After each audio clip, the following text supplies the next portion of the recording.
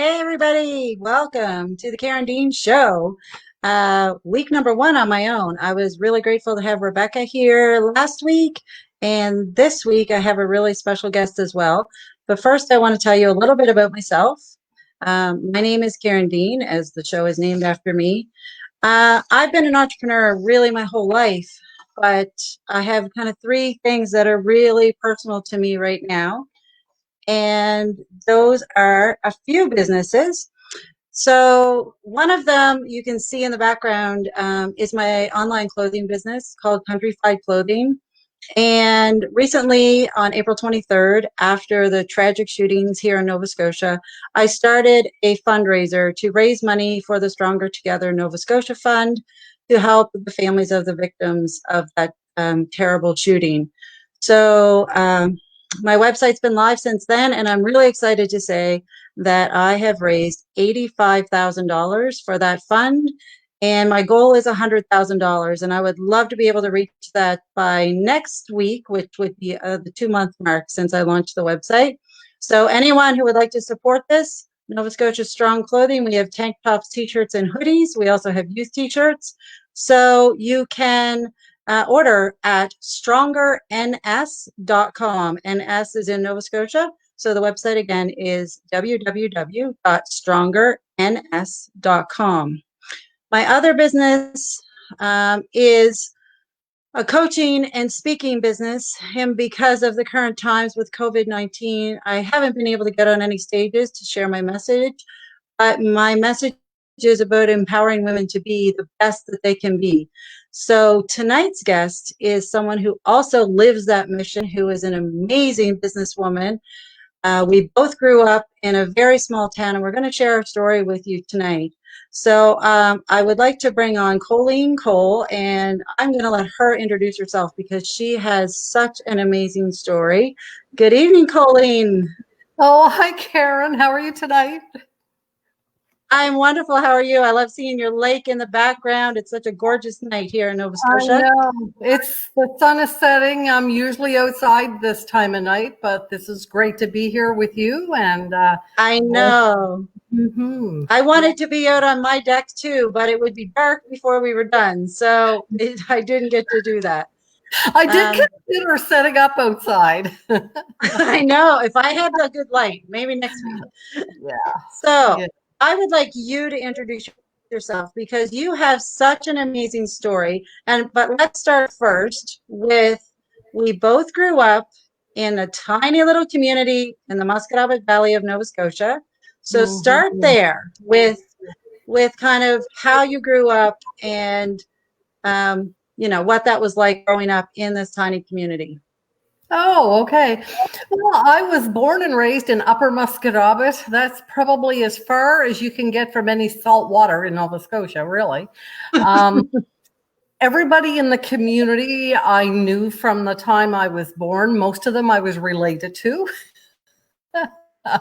I grew up in a very traditional family. All my grandparents lived nearby, and my aunts and uncles, all my cousins.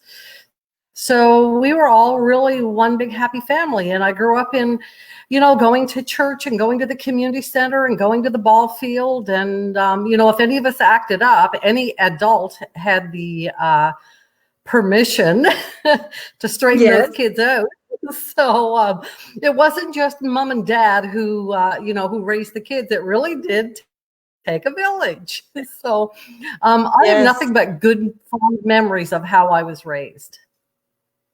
And I just have to say, for the viewers' sake, I still live in Middle Musqueam, where I was born and raised, which is just down the road from Upper Musqueam. And things really haven't changed. It's still the same. We still watch everybody else's kids. For the most part, we still know everybody.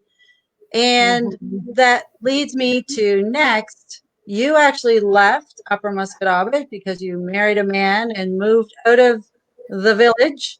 And that's where your story got really awesome and has taken a lot of twists. So start at the beginning. You met Bill, right? Yeah, well, when you lived in Upper Musquodoboit, after you finished elementary school, you took the bus to Middle Musquodoboit. And the high school there was from grade 7 to 12. And it's when I went there that I met Bill, who was bused in from a totally different community. Um, Right. so we started dating and eventually got married. When we got married, I was 17 and he was 19. And Wow. yeah, moved to Dartmouth and then to Lake Echo and Lawrencetown, and I'm in Porter's Lake now. So I haven't really gone too far from Upper Muscatine, but I'm less than an hour from home. So, and Yes. to this day, even when I'm going to Upper, I say, I'm going out home. So that's just how it Right. is. And going up through the Myers Grant Road is my favorite drive in the whole world. I've been to 47 countries. And my favorite drive in the whole planet is from Musquodoboit Harbor to Upper Musquodoboit. So It is a beautiful drive, and I am blessed to have property on that Musquodoboit River that you drive beside, and it's just beautiful. And I'm jealous. so you're on a lake. I know. So Well, the yeah. purpose of this show is we are empowering anybody, but women is who we normally work with, Mhm. to be the best person that they can be, despite how they grew up, where they grew up. The things that were meant to hold us back is how I like to put it, because we all dealt with those things, the small minds of other people, the opinions of other people. So you and Bill started a company from very early days, and it's Mhm. now a huge company.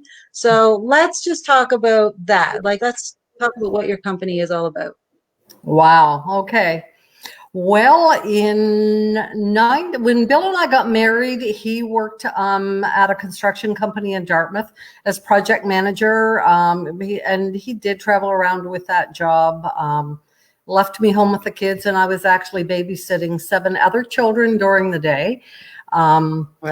I wanted to be a stay-at-home mom and raise my own kids, so I took in other children, to contribute to the finances. We lived in an old house on the Lawrencetown Road, and every time it rained, that basement flooded. And I complained and complained and complained, and finally Bill started trying to fix it himself. And honestly, he figured out a way from what he was doing in the industrial side, commercial side of construction, was able to sort of scale it down to make what he had learned work to fix all the cracks in our basement. So that basement actually became our laboratory. So Wow. over a period of time, he and our son Danny, who's now 45 years old and my business partner, they sort of perfected our first crack injections. And then he fixed a crack in my mother's house, then his mother's house. And it's like, you know what, maybe we're onto something here. And did a lot of traveling and research, started a company. In those days, we called it WG Cole Contracting, had a phone number, and it rang at our house in Lawrencetown. And when that phone rang, no matter what those kids were doing, they would yell, "Permacrete," and I'd come running if I was vacuuming or changing, a load in the dryer and whatever. And they would hush. They knew if they broke their leg, they didn't dare cry if I was on the phone. So I feel bad they told me that. I didn't realize that was to the extent that I had them. But our kids grew up in the company. When Bill came home, the boys helped him load and unload, and my daughter sorted mail and packing slips and invoices and matched them from the time I'm sure she was 8 years old. So Mhm. it's always been a family business. But those first years we worked with pagers. There were no cell phones. And to call, we ran a little small ad for $12 a week in the Bedford Sackville Daily News, if anybody remembers what that is. And it just said leaky basement, a free estimate, and our phone number. And so we started, that's how simple it was. And one job led to another. And so that's exactly it. And it wasn't long, a couple years, we decided, you know what, people were not calling an out of the city phone number. And in those days, you really didn't get other phone numbers, not like you can now. So we moved to town and set up a shop there. I hired a woman. I needed help in the office. It was a big decision because the office was run out of our house, but we rented shop space for all the gear and the men. And that was really, to me, a really hard thing to do, is to have other people in my home. So that was quite an adjustment, but I needed that because we were growing, and I had been doing all the bookkeeping. I went to school at night and learned how to do simply accounting and typing and things like that, because I didn't know how to do any of that. And just gradually, just every step along the way, I had to go take a course to learn how to do something. And then we eventually hired people to take over. So as the company grew, we just spread out. So we eventually moved to a building where we could have the office separate from the house. That was probably the most liberating day of my life. But now I'm back at home. So, Right. yeah. And I don't think we've mentioned the name of the company, but your company is Permacrete and Permadry, right? Okay, well, this is how it's structured. Permacrete Systems Limited is the name of the corporation. That's the incorporated company. But our brand is Permadry. So, So this is a really cool story, because we started in 1978 and we were sending crews in the 80s all over Nova Scotia doing crack repairs in residential buildings, in commercial buildings, industrial settings as well. And there was a gentleman for Cape Breton. He was a roofer, but every time he went to fix a roof, they also had a leaky basement. And he kept calling Bill, and he'd say, Bill, can you sell me some of your Permacrete stuff? And Bill wouldn't do it because he was afraid, somebody might screw up a job and that would ruin our name and whatever. Finally, this man named Peter McIsaac called for probably the 7th or 8th time, and he goes, will you then train me and license me? And you know what? That was the spark that set us into franchising. Bill called the lawyer, and the lawyer said, well, let's make up a distribution agreement. And that's when I first got familiar with agreements, which turned out to be my job for 30 years, is all the intellectual property of the company. But in 1990, June 20th, 1990, Peter McIsaac signed a franchise agreement, and Peter McIsaac is still with us in Cape Breton today, 30 years later. So, and almost 30 years to the day. Today's June 16th. So big anniversary coming up.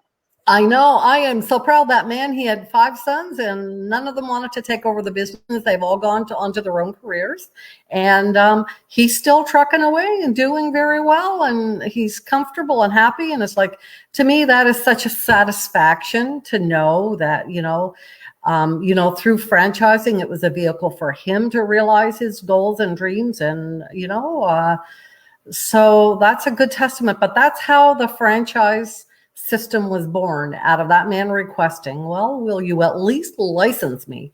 And it's like, there was the spark. And then we looked into it. And so going from a construction company, then in that 10-year period, we actually started making our own products.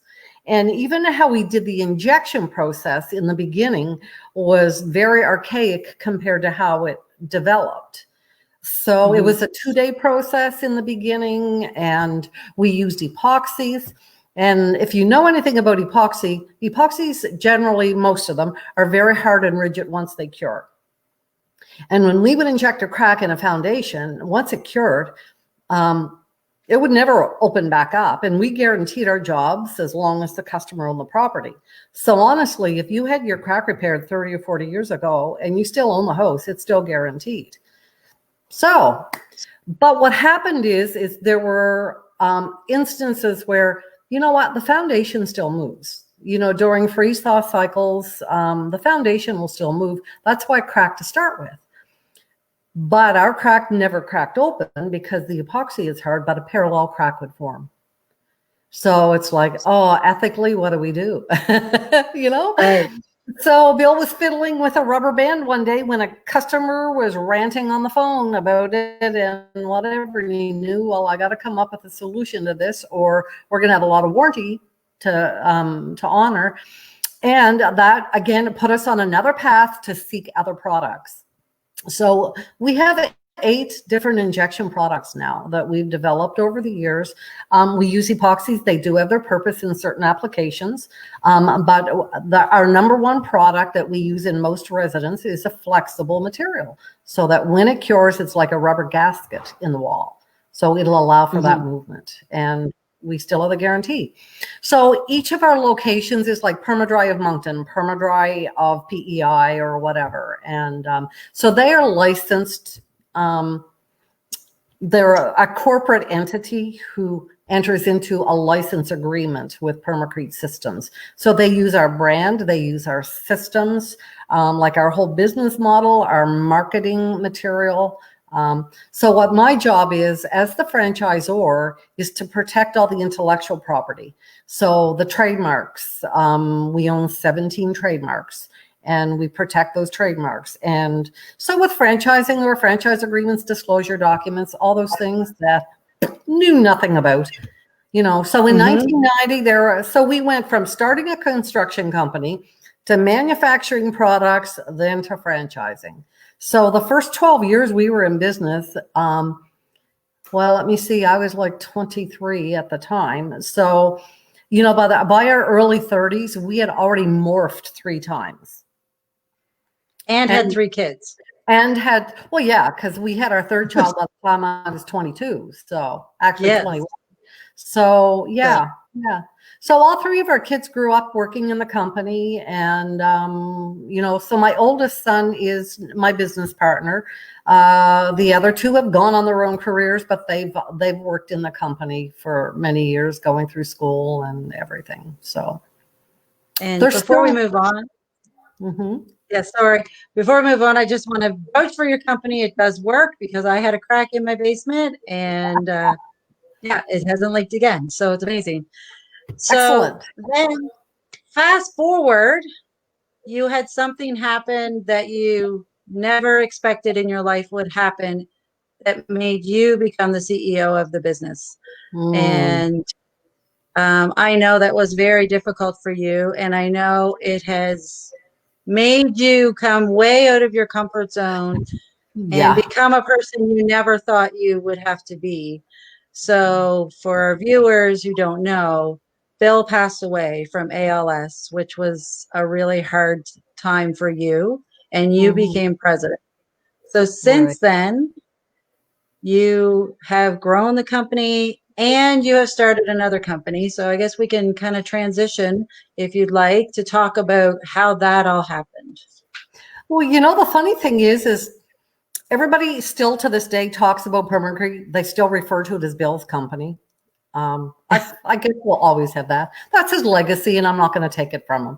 Sometimes I kind of get a little upset about it, and I want to punch a few people, but I've accepted that, and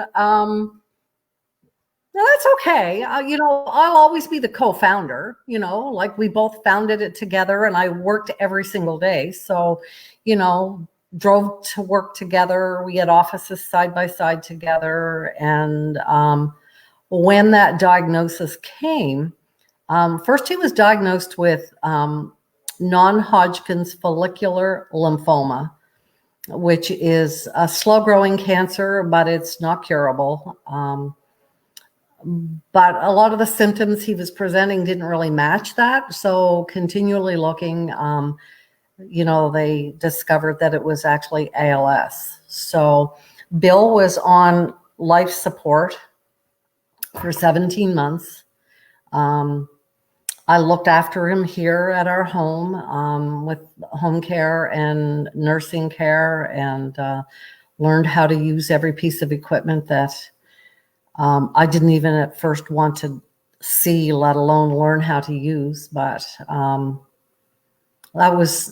that 17-month period was probably the most growth I've had in my life, because the challenges were so overwhelming.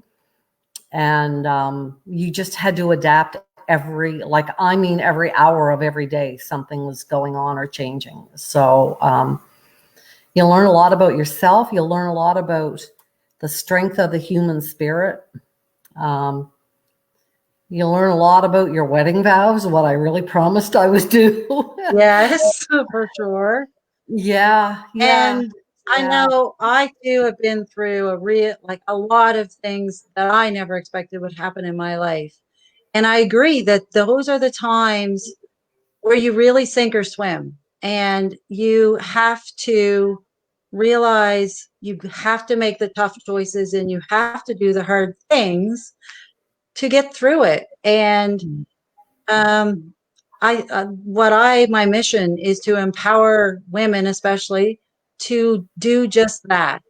Yeah. To look at a situation and think, I can do this. And we Yeah. all inside of us have the power to Mhm. to handle the hard things, to do the hard things, and to come out of it as better people. I And I had know no we both idea. Yep. do that now. I had no idea what I Sorry, you was had made no of. idea? One of the No. things I had absolutely no idea. And even now when I look back at it, and now when I go in to another home where somebody has ALS, and, I know within a few minutes of walking in what the situation is. I can see it pretty quickly, what stage they're at and whatever. What I like to do is I like to just chat. Most of the families that I've mentored with, I haven't even met the husband who is the one with ALS. But one of the things that I like to do is just verbalize what some of my fears were and how I overcame them, because most people will not admit or don't even recognize what their fear is. But because I've gone through it and I've overcome it, then I verbalize it, then they can identify it in themselves. And that helps them get through it, over it, around it, or however they navigate it. But sometimes putting words to it that come from somebody else's mouth is what helps you to recognize where you are. Because quite often we don't really know where we're at. And ever since then, I quite often, somebody said to me after Bill died, "Oh, Colleen, you look so lost." And it's like, you're absolutely right. I don't know where I am. Yeah. And you just sometimes feel aimless, and it's like, well, I don't know.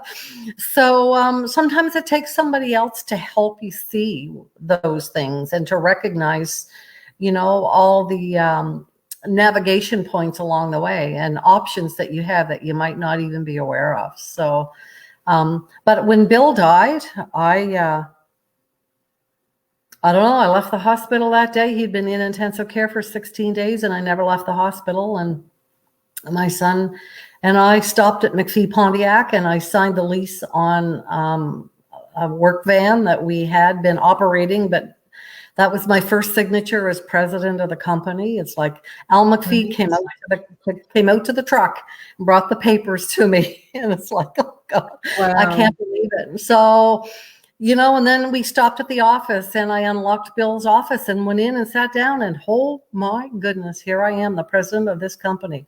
What am I going to do? So, but little did I know that 17-month was my training ground, because having Bill at home here, we were on, we had business meetings here in our living room, and, I was learning more and more of what he did and what his role was, because I knew what I did and my role was, and Danny was our operations and he ran, so I just had to be filled in. And, anyway, you just do what you have to do. And there were times, I'll tell you, when people would call or I just go in and his handwriting is on this and a notepad is there, and people call and they ask for Bill. And sometimes I would break down and, it's like, then I'm embarrassed. And I just got to the point when I would answer the phone after a while and people would ask for Bill and I was like, he's no longer with us. So, Right. Diplomatic answer. So so you just get through those things. And a funny thing happened about a year ago. I was at a convention a year ago, and I saw a guy there doing caricatures and whatever, and was watching what, everybody was sitting down and they were so pleased with what he did. So I thought one day, maybe I'll have mine done. So when I sat down on the chair, he said to me, "What's the best gift you've ever received?" And oh my goodness, I thought about it, but I knew what I wanted to say, but I didn't want it. I knew what it was, but it wasn't what I wanted to say. And I started to cry. And there was a lineup of people waiting for theirs, and they're all watching me and seeing me sitting there cry. So anyway, the artist said to me, "Well, just take your time." And so he said, "You just speak clearly, or just give me your thoughts or whatever." The whole time I'm sitting there, he's drawing. And I'm thinking, like, what the heck is he drawing? I haven't said anything. So I'm trying to compose myself. And then finally I said to him, "You'll think I'm crazy when I tell you." And he said, "No, what? Just say it and it'll make sense." And I said, "The best gift I ever received was going through the process of my husband's death." Wow. Yeah. But what that And taught me, it taught me so much about the value of life and what means the most in life. And it's true, you can't take it with you. So going through that process and watching him, knowing what he was facing, and me being left, sometimes I thought I was left to pick up a mess, but it really wasn't. But sometimes I felt overwhelmed in that way. But it was through that process that I really got a whole different value system. And the value system had nothing to do with my P&L statement or my income statement. Not at all. Had nothing to do with all the toys in the garage, the Harley or the motorhome or the boat in the lake. Absolutely nothing. And it's all about the people in your life and the relationships. So I started looking at everything in my life through a lens of legacy. And that might sound like a cliche, but that's how I've lived the last 11 years. And that's what's gotten me through, particularly the really bad days. And I tell you, there have been plenty. So, yes. mm-hmm. So a couple of things that you said that I really want to make sure people heard is you have to name those emotions to get through them. Yes. Holding them in, bottling them up just makes it harder to deal with them. So when you name them, it's easier to get through them and to move forward. And the second thing is get help. And it's okay to not be okay. And it's okay to ask for help. And like you said, sometimes it's somebody else's words that make that light bulb go off and go, "That's exactly how I feel." And then you can move on. So those are some great tips for people who are going through hard times. And I see some comments about how wonderful it is that you're sharing. And it really is, a phenomenal story. But I think what happened in the last 11 years is even more phenomenal, what you've done on your own and the legacy that you're building outside of your company. We'll start with that first before we go into your coaching. But what you've done outside of your company in all over the world, you said you've traveled to 47 different countries. So those weren't all for vacations. Those were meaningful trips to help. And I know you told me about something you're working on right now. So how about a little story about your second book? I actually have your first book here, which we haven't got to talk about yet. But your second book was all about another journey. So let's talk about that a little bit. Tell us about that. Oh, you have it. Good. Okay. Well, Bill and I were married for 34 years and had been to 34 countries. And a lot of that was, developing our business, seeking raw materials and contacts, blah, blah, blah. But we also did a lot of projects, building schools.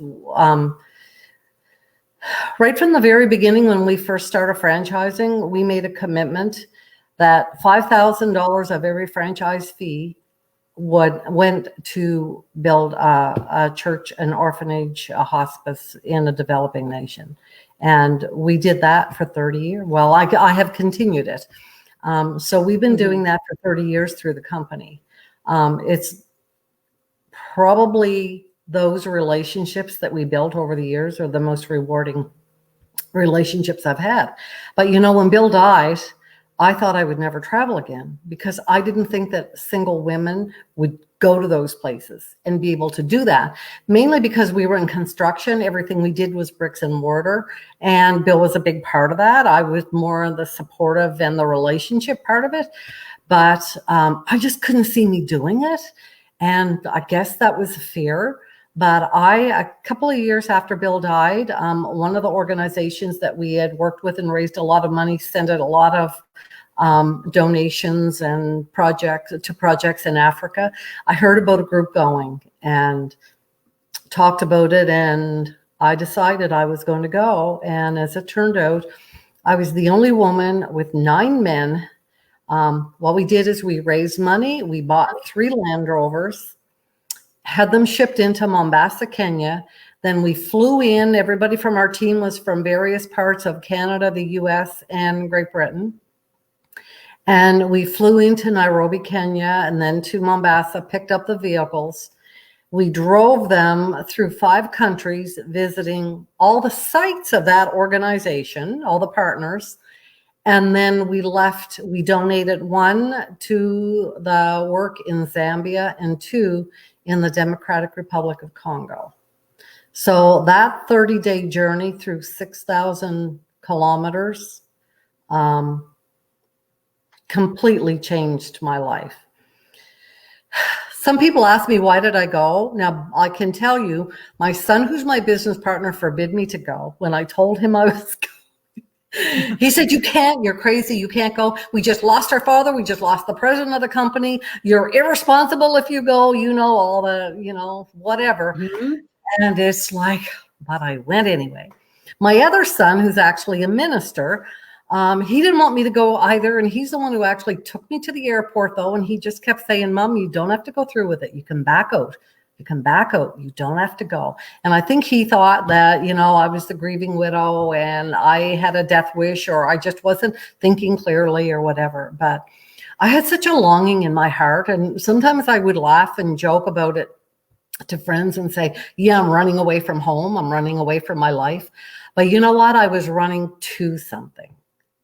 I know that now. I didn't know that then, but I know that gut feeling that I had, and I didn't know what it was, but I was running to something.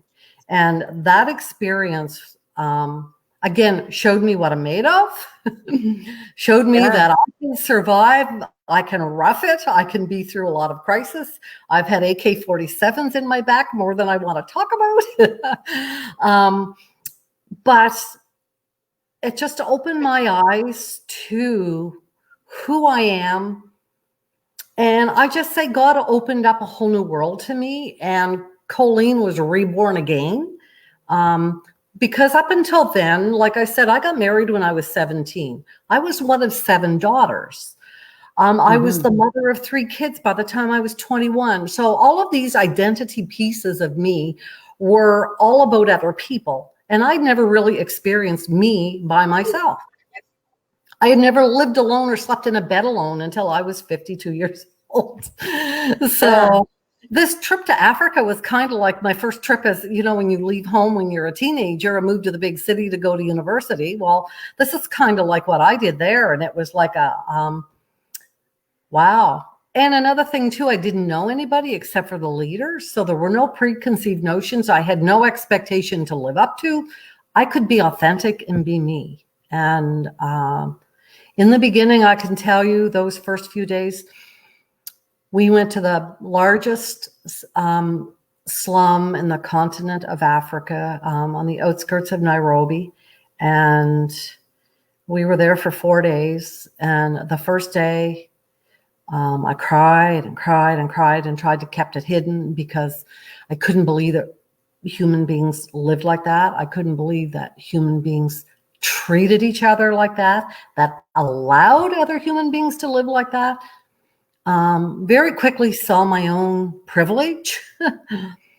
Yes. But one of the things that I saw was that the people that are there every day, day in and day out, they're very educated people, they're very well-trained people.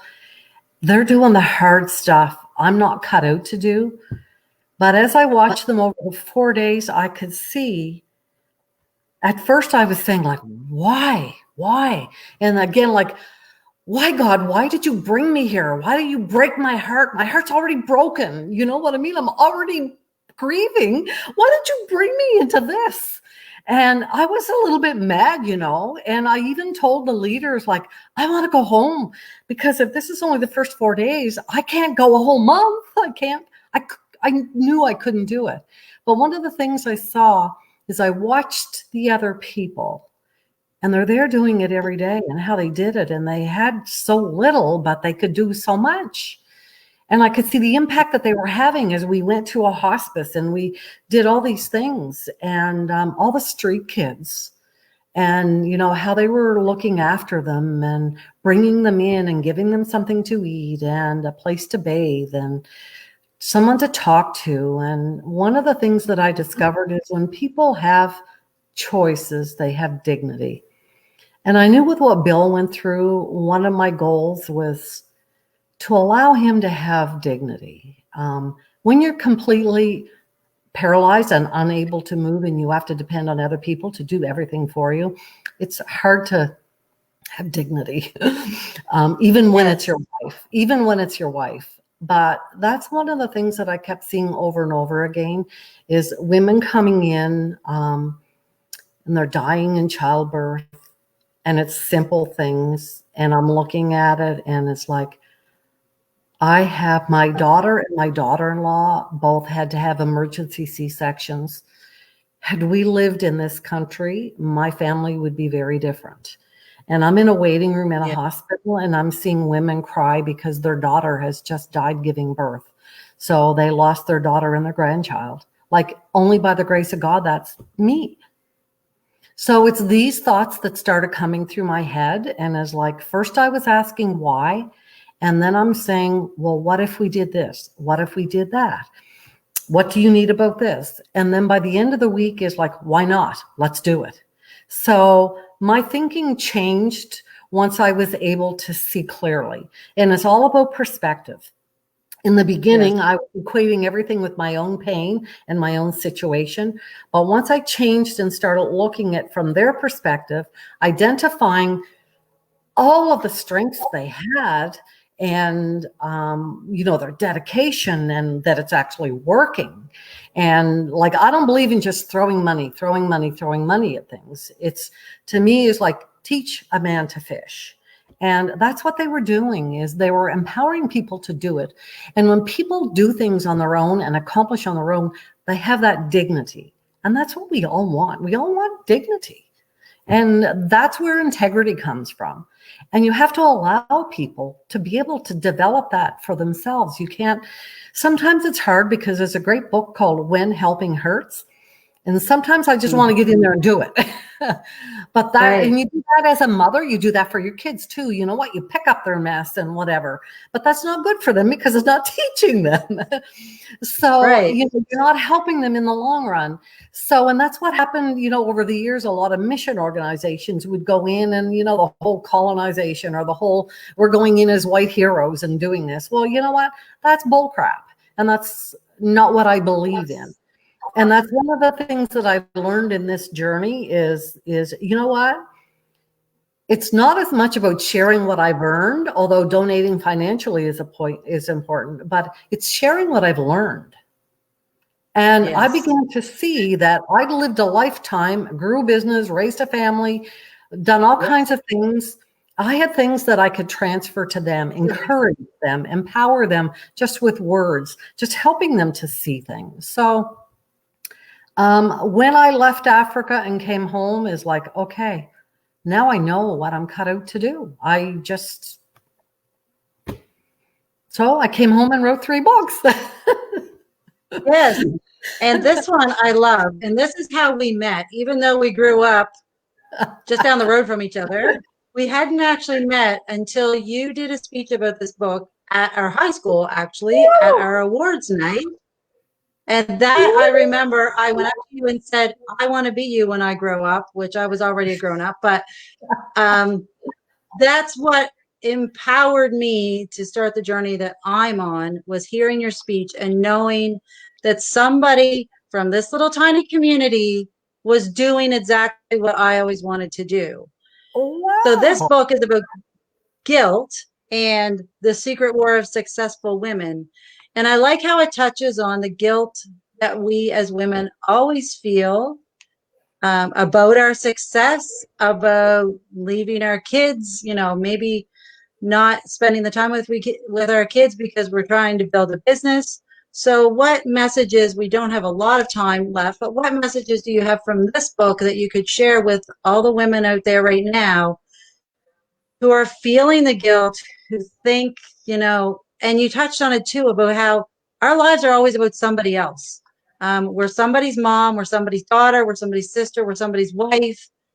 But this is about being you. And I think there's so many messages that we could take from this, but, just a few that, it really resonated with me, this book. And I think it's amazing to share that we can't let the guilt win. No, no. Guilt is a wasted emotion. I didn't know that. I let guilt rule me. And I didn't even really realize to the extent until I sat down with a publisher about my first book, which I never actually did write, because as we're going through the chapters, what I was writing was a book about what happens in a business when the key person dies. Because we thought we had our succession planning all ironed out, that it was foolproof, blah, blah, blah, blah, blah. And it was like, okay, once I was living it for real, I realized all these things, are good to have in place. Most of it wasn't enough, or anyway, I just wanted to write a book about what I had learned about transitioning a business. But when I was sitting down and we had all the chapters titled and all this, Ingrid was her name, and she put her pen down after about 2 hours and she goes, "You just need to write a book about guilt." I said, "Guilt? Why guilt?" And she said, "All these stories, everything you've told me, all have a thread of guilt woven through them." I said, "Well, what do you mean?" I didn't recognize it. She pointed it out. She pointed out to me and she said, "Well, Colleen, I wrote down when you said this, and then you said this, and you said this." And I was like, oh my goodness, I did. So then here we are on our computers. Okay, guilt is like, oh yeah, we could do that. So that's how I transitioned to write the book about guilt. And then we came up with the title, like the war, it's like, I know nothing about war, but I knew I was self-sabotaging. I knew I was being affected by being bombarded. When I think about all the things that happen to a woman, you're bombarded with so many things coming at you at once. And, I felt like the juggler, and I'm dropping all the balls, and I'm looking at all my friends, and their husbands are happy. Their kids are doing well in school. Their house is clean. And I'm thinking, what is wrong with me? There's something wrong with me, because inside I might have looked pretty cool, calm, and collected on the outside, but on the inside is like, oh my goodness. So I was wearing that mask, where you hide everything behind that smile. And sometimes inside you were crying. I've done that. I've been there, and I can see it in people. So that's why I wrote the book about guilt. And it was supposed to have 10 chapters. And there was supposed to be a chapter about caregiver guilt and survivor's guilt. And I wasn't at a place emotionally to do that. But they're going to be part of another book. But yeah, so one of the things that I do know is the younger generation, the women in Western society between the ages of 40 and 58 carry the most guilt. And it's because they try to please too many people. So that is, where many young people are now, especially if you're a single parent and you're trying to raise a family, you're trying to juggle a career, you've got all the responsibilities, you've got aging parents that you want to get to doctor's appointments. There are so many demands on your time. But one of the things that I realized is all the times I felt guilty because I went to the grocery store and bought cupcakes for the kids' party at school when all the other mothers were baking cakes, or I thought they were. And I felt guilty Right. because I wasn't, you see. My kids didn't care. The teacher didn't care. The kids in the class were happy to get grocery store cupcakes. So see, I put that was an irrational thought that was creating those guilty thoughts. And so I did work my way through all those things. I found my own way through it, but I didn't recognize it as guilt. Not at all while I was going through it. Not until after. And it's easy, you know, they say hindsight's 20/20. And you know, now that I'm a senior citizen and my vision is failing, I can finally see 20/20. Right. So. And I think it's important for women of all ages to understand, and it's something that took me a really long time to learn. I always lived my life to try to make somebody else proud. Yeah. In my case, it was mostly my parents, and I never felt like I ever accomplished that. Yeah. And just a couple of years ago, I realized I'm who I have to make proud. I have to be proud of myself. I have to create my own happiness. It's not anybody else's job to do that for me. Right. And I think that's one of the things we learn, some of us way too late in life. Yeah. Maybe some of us never learn. But I think that's the most important thing we can do to live our best lives, is to understand it's up to us. It's not up to us to please anybody else. It's up to us to please ourselves. And since I started living my life that way, it's been the most amazing times of my life. And I can see it in you too, that you have, you know, really turned a lot of pages, to use the book analogy, and, you know, are really living your best life now. And we both have businesses where we empower other women to do that as well. So you threw your books in a new, well, you're developing your new website, but you've been doing it for a while with speaking, which is a whole different ball game these days because we can't go speak on a stage anymore. I know. But you are doing some coaching and helping some women. I love the analogy that you used. Let's back up to your business is all about fixing walls. So tell me how you worded that earlier. That I just love that analogy. Well, I have spent my lifetime building a business fixing broken walls, but now I help people break down walls that separate them from their dreams. So don't we all hit a wall? You know, we come up to barriers, obstacles, and then we just sit down and it's like, how am I going to get over this wall? How am I going to do? And we eventually give up. So what I have learned and what I help people do is figure out a way. Am I going to go over the wall? Am I going to go around the wall? Or am I going to break my way through the wall? And so, you know, after fixing foundation walls for 40 years, now I'm breaking them down. And I asked my daughter, what do you think my best gift is? And she said, Mom, you're a seer. You see things in people that they don't see in themselves. And it's like, well, you know what? I love people and I believe that's true. So I like to talk to people who have hit a wall and talk them around the wall, through the wall, over the wall, or whatever. But you know what? Sometimes we need somebody to come and light the fire in our heart, because it goes out. Light the fire in our soul, light the fire, and you give up on your dream, and all it is, it's just on the other side of that wall. So, you know, so that is the key, is how are we going to do that? So I have my system that I use of analyzing and charting a course and making a plan. How do you attack barriers? And don't let them stop you. There's a way around everything. So, you know, and at this point in my life, I've overcome a lot of barriers, and I've done them all not necessarily the easy way or the right way. I've learned a lot about the wrong way, and that's the only problem, or the only thing I can say is doing things the wrong way teaches you the wrong way to do things. and you'll just do it the right way the next time. So that's the advantage that I have. And that's why franchising works, is because, you know what, in those first 12 years when we operated and we were doing, having a construction company that grew so big and so quickly, we encountered so many things, put systems in place. Then the franchise locations don't have to worry about those situations because we've already put systems in place to overcome them. So honestly, what I do now with coaching is exactly what I do in franchising, and is like we have developed a system, a model, and a way to get through it. And it's all there. You just have to follow it. But you know what? Sometimes we need somebody just to come along beside us and see the fire that's in there. And the flame is still there. Just don't let it go out. And sometimes we need somebody to come along and, like that flamer, kick our butt. Yes.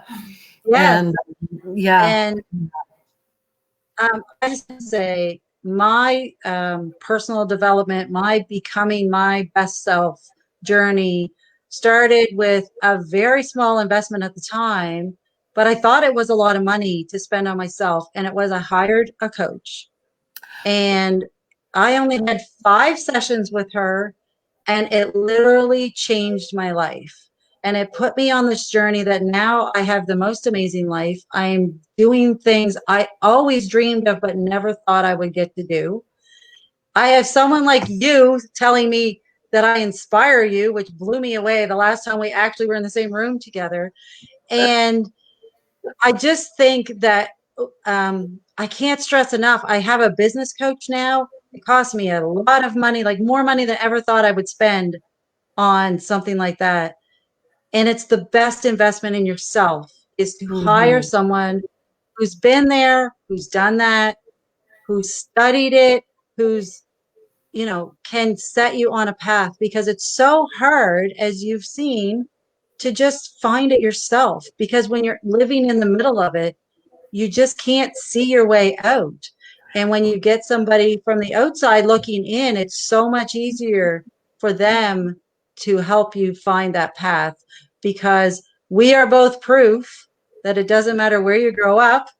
Like a tiny little village of, there's 200-300 people in Upper Musquodoboit. There's maybe 500-600 here in Middle Musquodoboit. Right. And we're both living wonderful lives, doing things that we never thought we would do. So I can't stress enough how important it is to make investments in yourself to become your best self. Absolutely. And go ahead. Yeah. Sorry. Well, one of my favorite things to do is when the light bulb comes on and people realize that they are meant for more than they ever dreamed possible. Yes. And I know I am, and I know what it felt like when I realized that. And just for the light bulb to come on and people realize their value and that they can do much more than they ever dreamed possible. So, dream big and dare to go after. You've got to dare to break down that wall, because your dream is on the other side. Yes. It's that close. And it's that close. It's just on the other side. yeah. And it's not going to be easy. That's something I talked about with Rebecca last week. It's never easy, but you never get to the awesome things by taking the easy way. Well, you have to step out of your comfort zone. You have to make the hard choices. Yeah. Well, in construction, you got to put on your work boots and pick up the jackhammer. And it's dusty, dirty work, and it can break your back. It's hard work. The wall's not coming down on its own. Yeah. And the biggest rewards happen when you actually focus and work for it. And, like I said, both of us are proof. And there's so many amazing women in business that I know that are proof of that. And I know we only have a few more minutes left. So there was the initiative you wanted to talk about. Tell us a little bit about what you're working on right now. Okay. Well, on that first trip to Africa that I mentioned, the largest slum in outside Nairobi, COVID has really hit that area hard. At that time anyway, I've been back 4 times to that location. My heart is there. The need is incredible. So what I have done is my book, anybody who makes a donation of $50 to raise, we're raising money to build a drop-in center, another location. There are 100,000 street kids. Wow. Think about that. 100,000 orphans on the street. But anyway, anybody who makes a $50 or more donation will get a free copy of my book. And I'm Great. also now I am about to launch all the brochures and everything on. I'm taking a team to Nairobi next July. And we're going to see the new drop-in center because I believe we will have raised the money and it will be operating. And to go and take a team of people who want to go and spend some time working there, meeting the leaders, empowering the leaders, meeting the children whose lives have been changed. I've been doing this for a long time in many countries, Dominican Republic, Colombia, Venezuela, Guatemala. And when you go back as often as I have been able to go back, and I see that the children that we helped 20 years ago are now, like in Dominican Republic, Milka was a little girl we sponsored, and now she's a doctor, and she's looking after the people in the community. So we don't have to send her $40 a month and sponsor a child anymore because she's already doing it. And we're just empowering her to be able to do that. So that's what it's all about, is to grow those children and empower them to have a changed life. So it's just sharing what we've earned and sharing what we've learned. And while we're there, we'll do some of the fun stuff too, like go on a safari and do some of the cool things to experience that too. Because I believe in adventure with purpose. We go for a purpose, but we have adventure while we're there, and it'll be life-changing. Every time I go, I've been to Africa now 6 times. We go for a month at a time, and to different places. But to this Kibera, I've been there now 4 times. So that's my passion project. So I'm championing that to build, and that's what I'm going to do, is raise money to build that drop-in center. And now you might say 100,000 kids, but you know what? To the ones that we reach, who knows which one of those, the lives that you change are phenomenal. I've got story after story after story that I could tell you about the people that, after going back and seeing them in Dominican Republic, we've been working there for 20 years.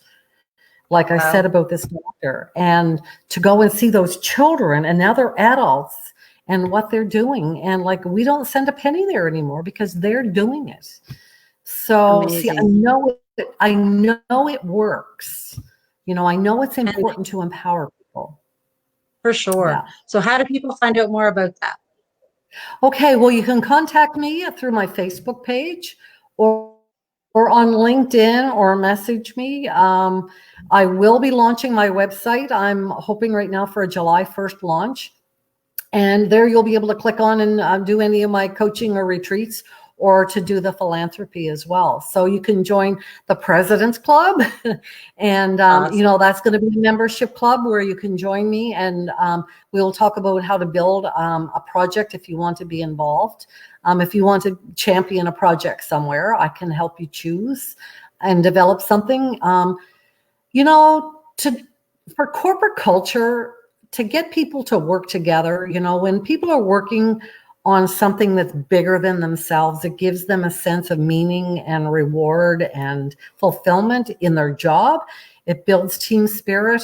So it's good in the corporate world for groups to have a project to work on. And I like to work with teams like that too, to help inspire them, to connect them. We're in a very disconnected world, even now with COVID, from working from home and isolation. Now we're trying to enter back into a workforce, but I don't know if I would want my children yet to go to daycare. So there's a lot of fear out there still. There's a lot of obstacles to come up against. So how do we build a team spirit whether you're an entrepreneur, a solopreneur, or you work in the corporate world. We have to work together in one collaborative way or another.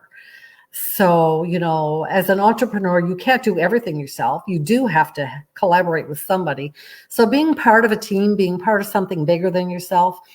And I believe that gifts are not meant to be kept. Gifts are meant to be given away. So that's what you need to do. And we all have great gifts. Exactly. I know my gift is to see the good in people. I'm a seer. And I help people to know that they're meant for more. So you know what your gift is. And if we all use our gifts, what a better world it'll be. For sure. Simple. Well, I think we're out of time. So I really want to thank you for coming on tonight. It's been amazing. I love hearing your story, even though I've heard it before. It gets better every time. And before we go, I want to thank you for supporting my fundraiser, Back to Being Meant for More, and helping others. I started this on April 23rd, and I know you've supported it. And I want to remind everybody that if they would like to have a Nova Scotia Strong t-shirt or hoodie or tank top, they can go to strongerns.com. And so far, we've raised $85,000 for the families of the victims of the horrible shooting in Nova Scotia. And our goal is $100,000. And I would love to be able to get there by June 23rd, which is next week.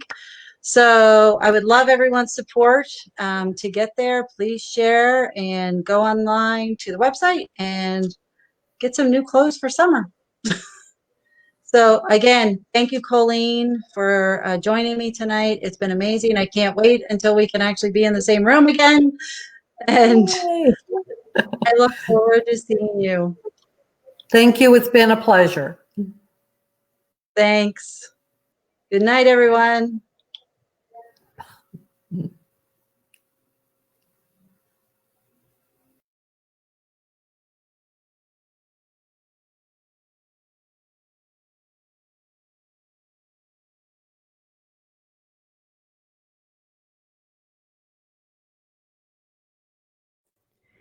And we are so proud to bring on a special cooking show tonight. We have Sherry Woodman tuning in from Hinton, Alberta.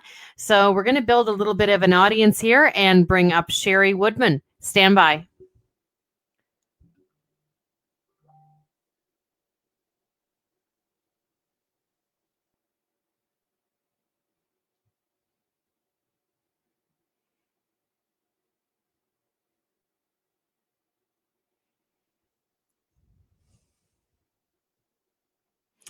Hi, Sherry.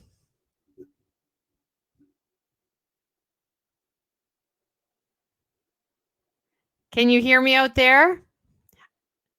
It is muted, of course it is. How do There I we go.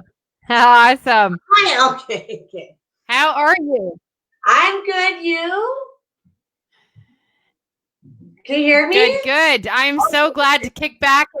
Yeah, I can. Good. So glad to kick back in my pajamas tonight and watch you cook. Take it away, girl. Let us know. And take it away. Okay, so I am going to make a pork schnitzel with a keeper and lemon and mustard sauce, and then I'm using the rest, and I'm making a beets salad. It's not it's like a garnish with horseradish, but I'm using the rest of the beets for this beet leaves as a salad. So, but anyways, so I just got you can get these pork things at the store. They're already kind of pounded for you, so that's good. So that's what I'm gonna get started first, and I have some egg beets in here, and I put some salt and pepper and dill, because dill's always good. And I'm going to already have my oven or my stovetop a little preheated, so I'm just gonna get that going a little bit.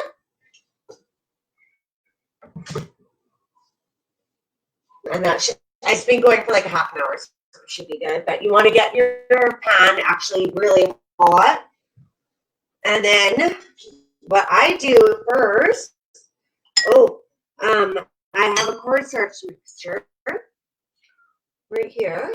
But I found this awesome, I don't know if everybody gets it, fish crisp stuff. It's like a butter, a roasted garlic butter, so I just kind of add that in there. But oh yeah, sorry, I'm new to this, but I have lots more things to actually add. So I put just cornstarch because I like cornstarch because it's not flour, and then I have like a half a teaspoon of dried garlic, and I have paprika because it just makes everything look nice. It's like about a 1/4 teaspoon. And then I have lemon pepper, which is always good at everything. That's another 1/4 teaspoon. And then parsley, just because it looks really good. It just makes everything look super fresh. So I'm putting this into the cornstarch. I don't even know how much you can put, how much cornstarch you want. I'm thinking this about 1.5 cups. And yeah. And there's my stuff. No. You have it. Oh. Can you see me? Yeah.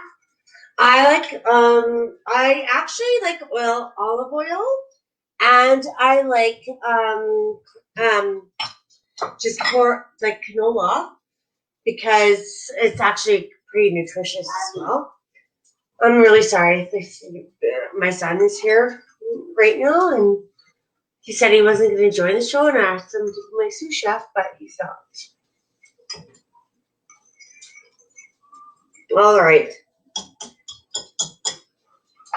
So I got my oil on.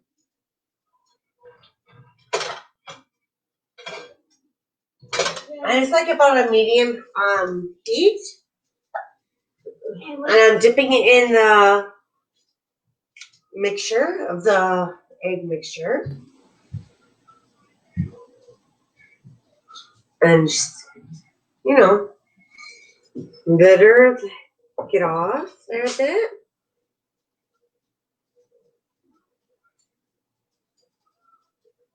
Whoop.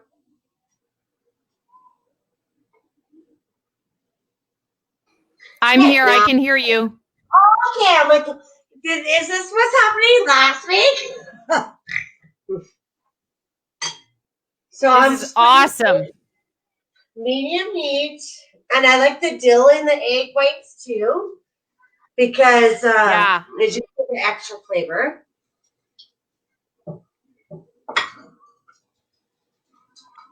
And I thought this pan would be hot enough because it's been on there for half an hour, but it's not yet. Can you see it? Yeah. I can. Yep. Okay. We can see everything. It's looking good. Perfect.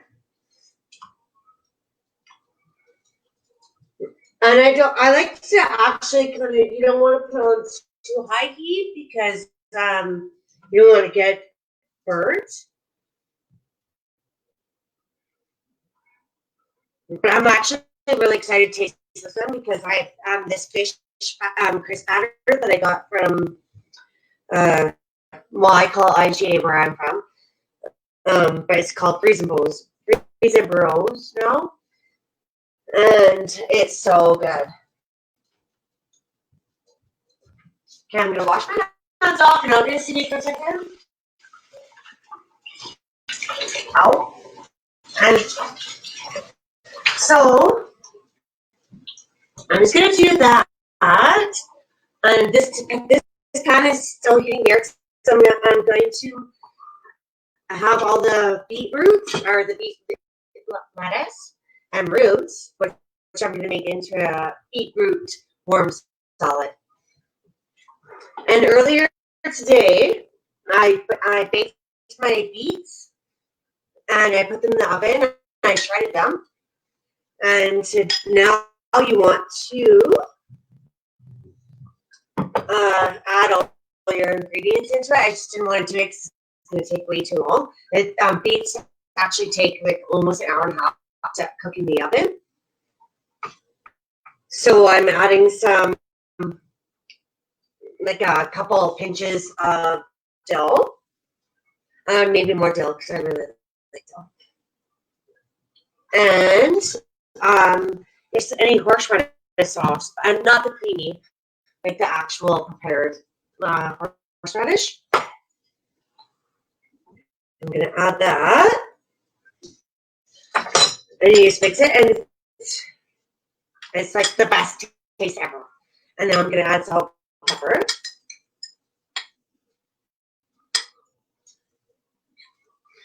And you know what else I'm gonna add? I'm going to add a little bit of rice wine vinegar just to give it a little bit more zest.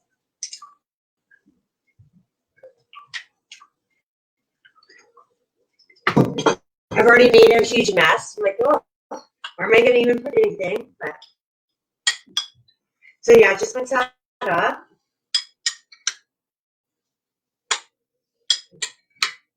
I don't put sugar in mine because beets are already too sugary. So that's just what I like it. But if you want, you can add honey, you can add sugar, you can add pretty much everything. I'm already a mess. No flour, but that's fine.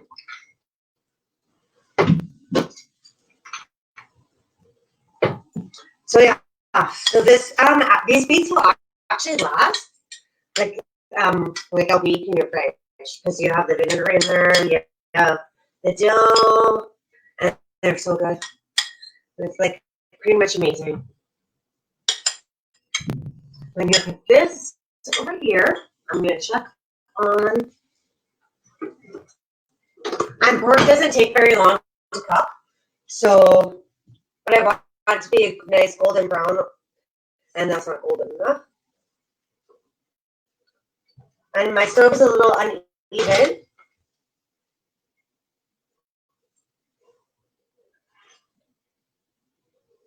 You'll see when you'll just kind of flip it up like this, and you'll see it's like a little pale. Oh.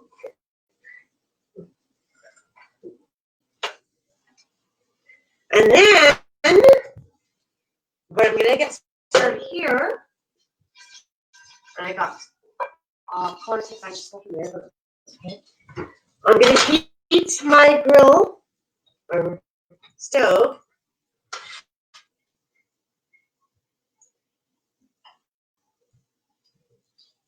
I just want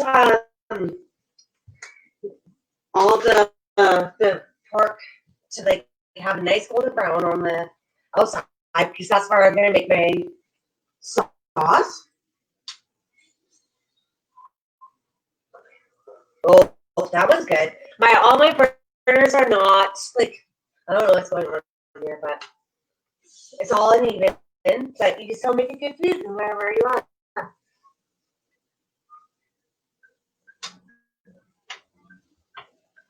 And I have my oven set to 170, so I'm just gonna put this on in the oven to just warm up.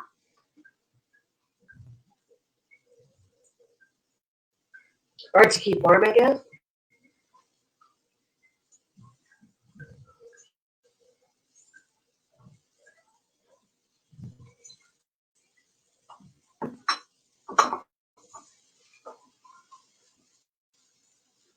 Now you can hear it sizzling.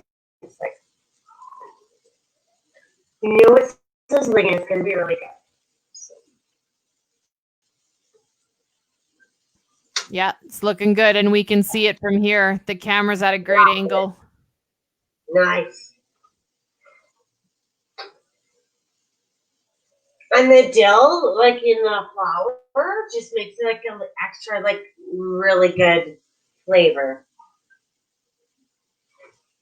Because you don't want to get it too hot. Because this is where I'm going to make my mustard sauce, my mustard and caper sauce, and lemon sauce. So you don't want to get it burned.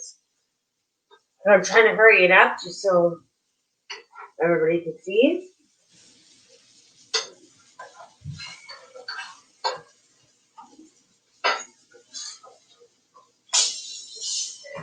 And like, yeah, when it kind of looks, I guess, like it's starting to get like this golden brown, you'll know when it's starting to get done.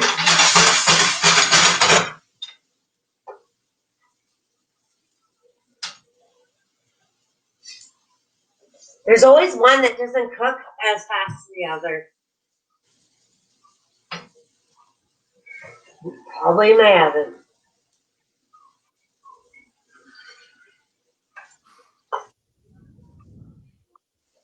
But I just want all the flavors from here to go into my sauce. Nice. It's the best sauce ever. You can do it with anything. You can do it with chicken, fish. You can do it, well, not beef, but any kind of like, oh, I like their meat.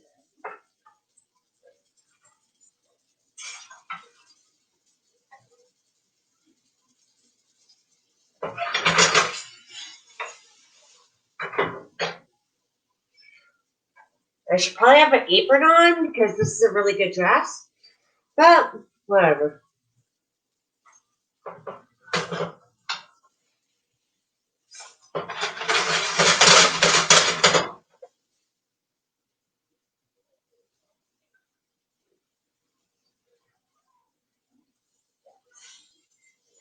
And I wish you could smell it right now because it already smells really good. Like you can smell the dill and the like this fish crisp thing.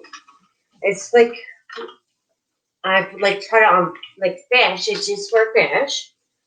Oh. But it actually tastes good in a lot of different things.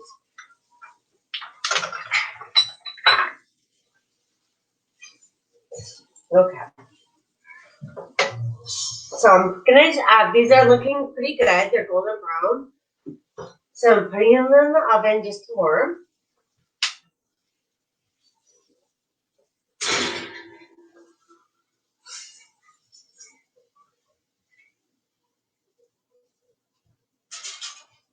Now the magic starts. So this is where I'm going to put in, I'm gonna add a little bit more oil. Not that much.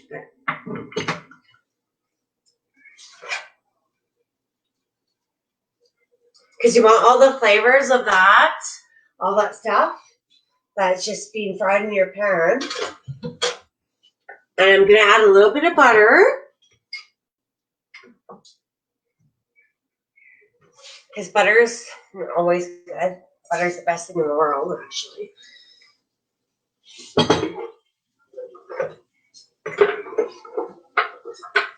Just going to move that around. That's why you don't want it too hot, because you don't want your butter to burn or your oil.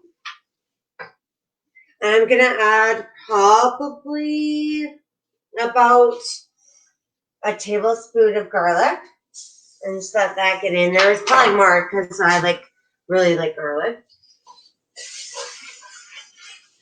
I gotta wait for the smell. It's like about a minute, and you get to smell like it's just the best aroma. It almost like kills your eyes, but that's okay. It's gonna taste better later.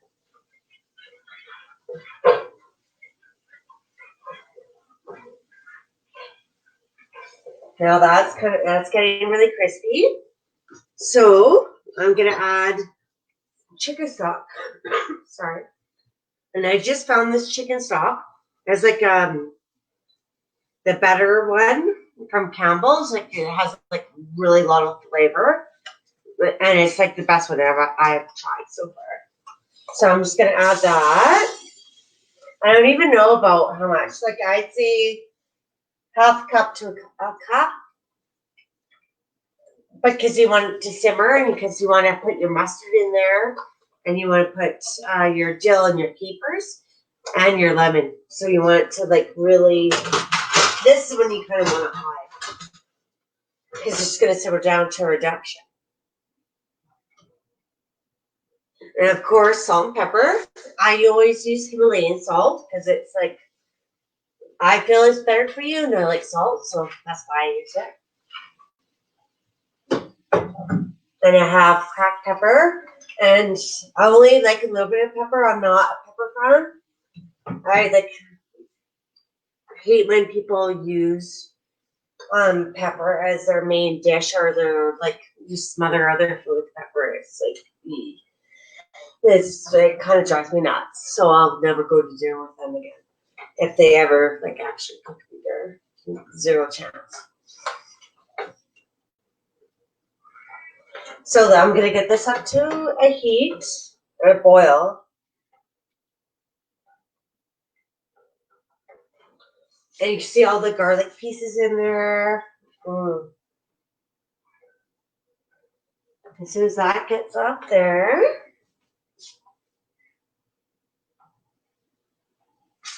I'm going to add a little bit more dill, because dill is delicious.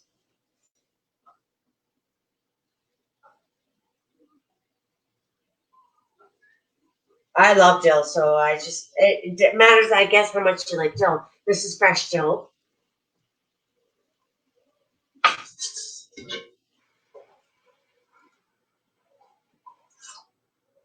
It just brings such a fake, it's just a good taste to everything. And I thought I had, normally the mustard I use would be the mustard seed mustard, but I looked through my fridge okay, but that went missing somewhere. So I'm gonna use Dijon. But you can already see it getting thickened just by all the juices in there. And as soon as it starts bubbling, it's so good. Now I'm going to add a half lemon to this, and I'm just putting it through my screen because that's really annoying picking out lemon seeds.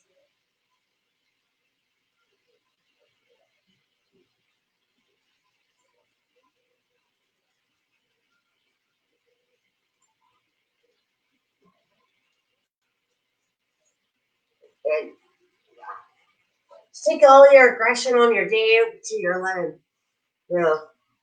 Or, your life. Whatever.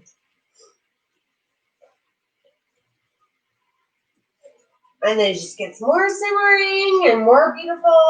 And the sauce is going to get more in-depth. Or not in-depth. You know what I mean. And now, I'm going to add the Dijon. I like the mustard seed because it just makes it look so much better. But it still has the same flavor. And you're just gonna whisk it in with the fork or your spatula. And now you have no idea how much flavor this has. And the mustard seed, I guess, that's probably maybe why I use it, because you don't really have to work it in.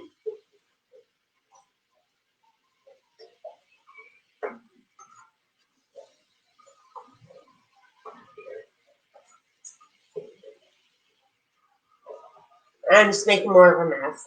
Seriously, if I could win a competition making the worst mess in a kitchen, I would totally be able to do that.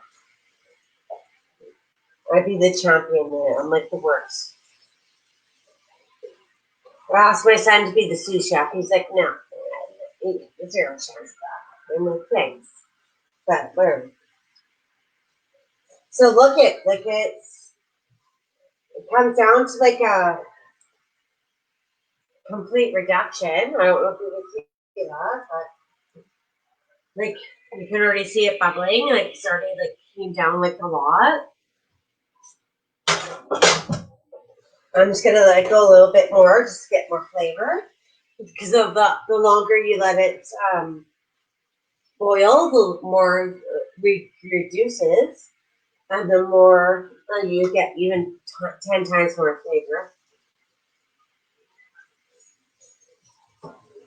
And it's just basically, yeah, it's like you can see it bubbling and bubbling more. And I wish you could actually see everything, but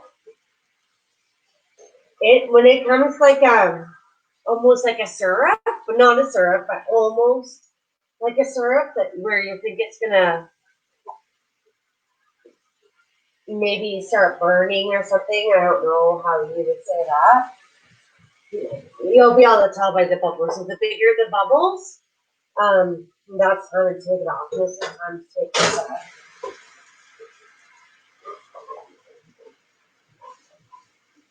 Let's give it another mix around. It has so much flavor in it. It's like amazing. Like so tasty. So I'm gonna put this over here. Now I'm gonna put this down over here. I'm gonna add butter. And this is for my beetroots. That's probably a little bit too hot. But the beetroots, like, seriously take 2 seconds. So, I'm going to put, I don't know, like a tablespoon, table and a half. Depends on how much you like butter.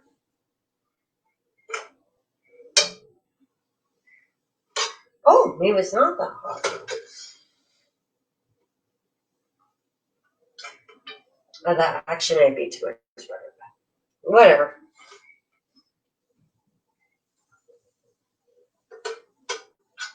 And just wait till it starts sizzling.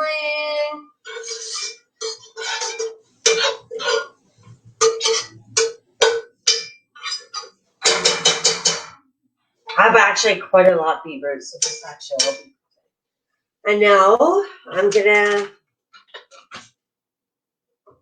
I did have garlic, or maybe I used it all today. Who knows? Anyways, I'm gonna put my beetroots and leaves in there. I'm just gonna leave them roll because they look nicer on the plate when they're all steamed. I'm going to add more dill because why not?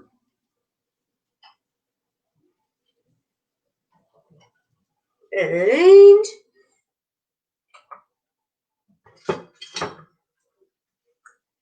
you know what I forgot to do? I forgot to add my capers to my sauce. So I'm doing that right now.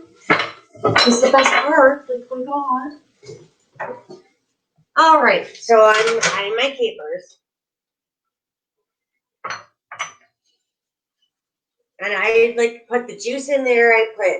I love capers, so I'll like basically use half a jar on everything. They're so good. And these, it's good because I just want them warm through you. I wouldn't even care if they're raw. They're so good. And basically, yeah, I use half a jar pretty much. Just because I like them. It just gives it such a nice, more flavor.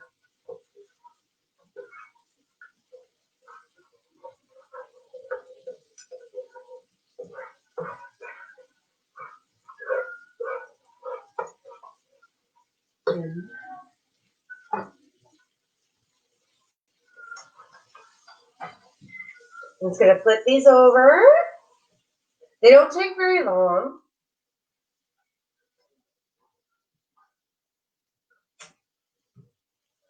And I guess a quicker way to do it would be to put a lid on there.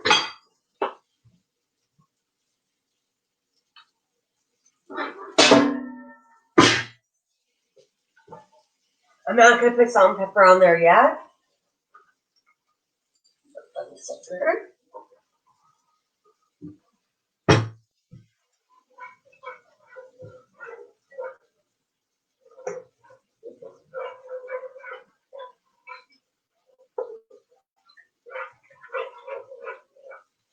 Yeah, so the capers, that's pretty much all you need to do. That's really good.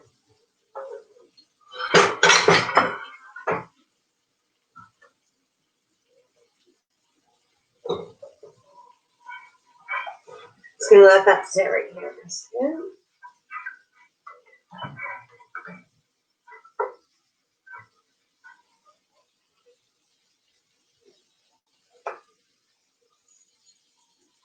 And these really actually don't take that long at all. You just gotta wait till they're super green. And hold them around a little bit. And now salt and pepper are mostly salt because that's what I like. Himalayan pink salt.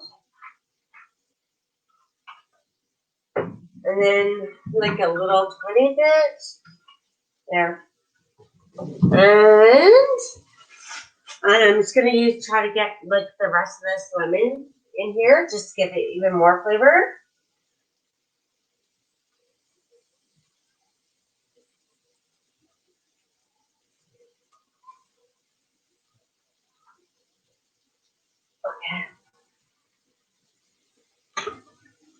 But it's pretty much ready for plating. It only takes it doesn't take very long at all. Like normally if I wasn't nervous and I wasn't actually doing the show, if this would actually almost take me 10 minutes to make. But now I'm just like, I don't know what I'm doing, so.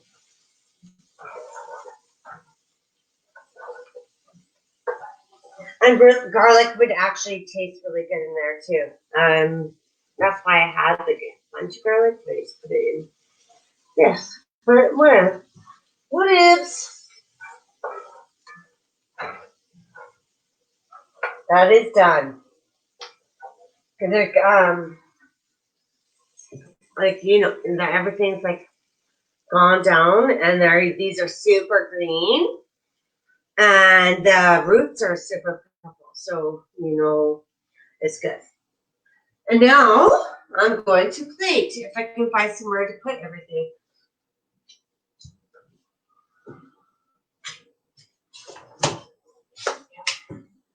And just see the mess I already made. I'm the worst at making a mess.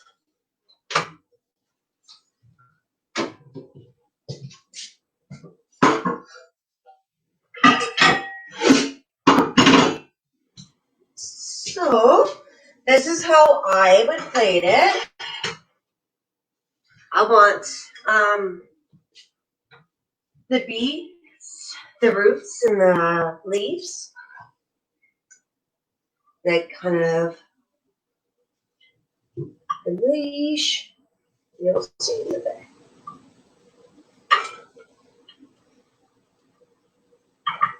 And it's going to make a mess, so that's why you need paper towel.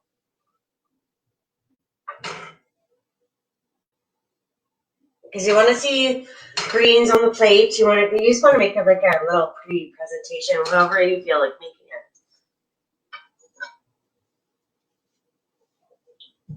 I always want everything to look like nature. Go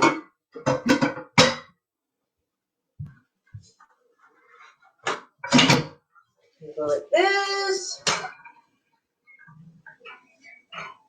That off. So it's a little bit better. And this is like super nutritious. Like, of course, there's just better than flour and stuff, but it just makes it. You don't need like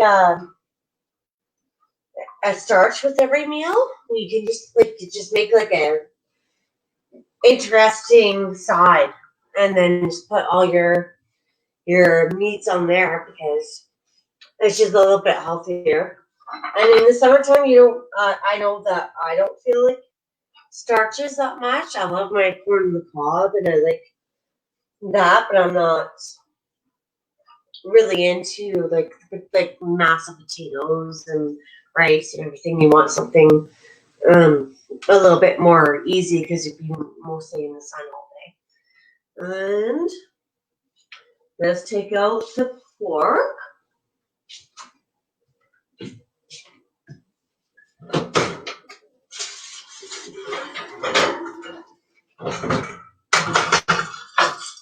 So this is really nice golden brown.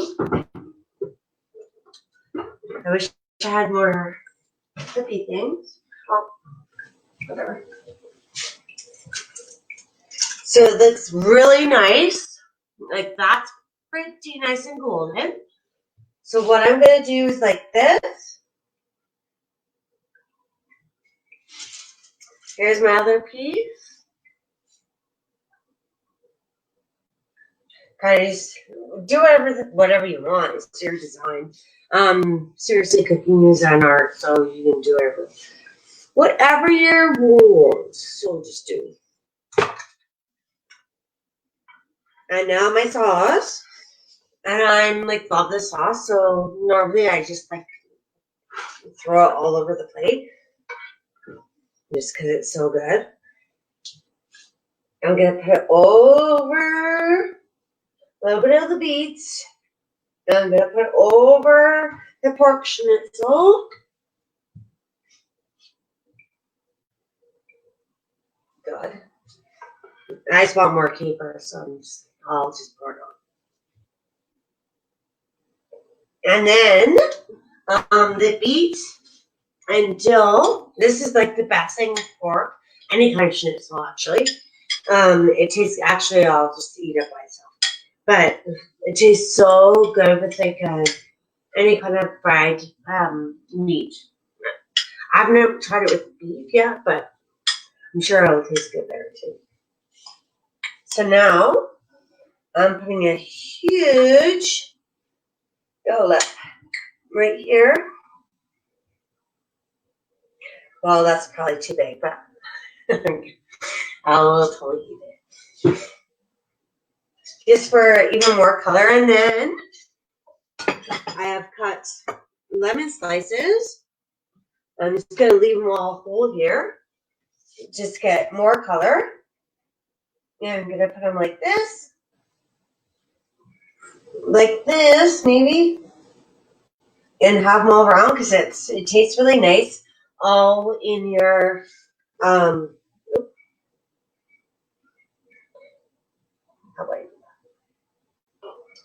that? Not working. This is why it takes a really long time to actually take a picture of your food. I'm done. That looks awesome, Sherry. Thank you so much. You're welcome. And maybe we'll post, I'll get the recipe from you later or a link, and we'll put that up there for our viewers. No, I just gotta make it as I go. But I'll take a picture of this and try to. Yeah. Take a picture definitely, and definitely put it up. That'd be awesome. Yeah. Perfect. Thank you so much for joining us tonight.